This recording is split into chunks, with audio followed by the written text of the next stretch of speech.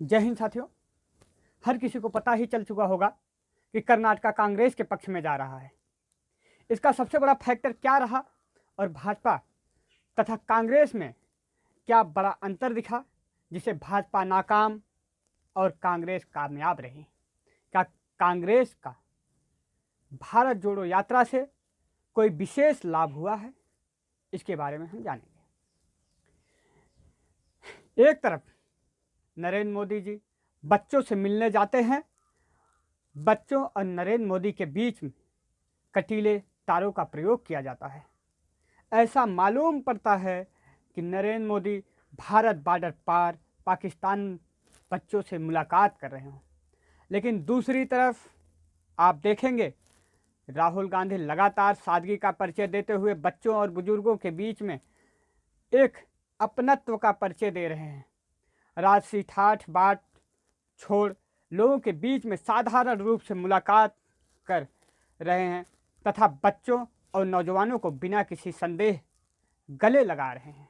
आप देख सकते हैं तस्वीरों में, जैसा कि नरेंद्र मोदी जी एक तरफ दिख रहे होंगे आपको और एक तरफ आपको राहुल गांधी दिख रहे होंगे। दोनों में एक बड़ा अंतर देखने के लिए आपको मिलेगा।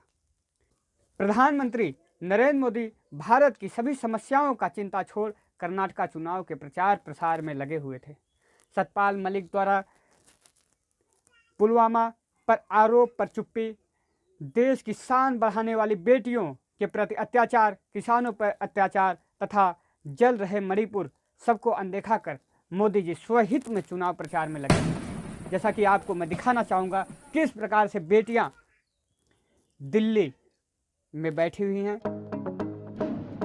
एक तरफ कांग्रेस लोगों की समस्याओं को सुनने का प्रयास कर रही थी और दूसरी तरफ भाजपा गालियों की लिस्ट बनाने में और अपनी खुद की समस्याओं को जनता के बीच में रख समय का दुरुपयोग कर रही थी। भाजपा के मुख्यमंत्री पर 40% कमीशन का भी एक बहुत बड़ा आरोप लगा हुआ था।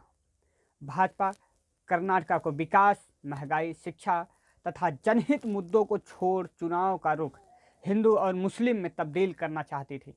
चुनाव बजरंग बली के भरोसे लड़ा जाने लगा था और लेकिन उसी पे ट्रोल करते हुए प्रियंका गांधी ने कहा कि आप बजरंग बली के भरोसे नहीं लड़िए, आप मुद्दे की बात करिए, गालियों की लिस्ट नहीं बनाइए। और गालियों की लिस्ट हमने बनाना शुरू कर दिया ना तो किताबों पे किताबें छप जाएंगी, लेकिन हम डरते नहीं हैं, हम लोगों की समस्याएं सुनते हैं। लेकिन जनता भारत जोड़ो यात्रा से काफ़ी प्रभावित होकर जाति, धर्म और नफरत से उठकर कांग्रेस की नीतियों, विकास, शिक्षा, एकता तथा महंगाई व रोजगार को चुना।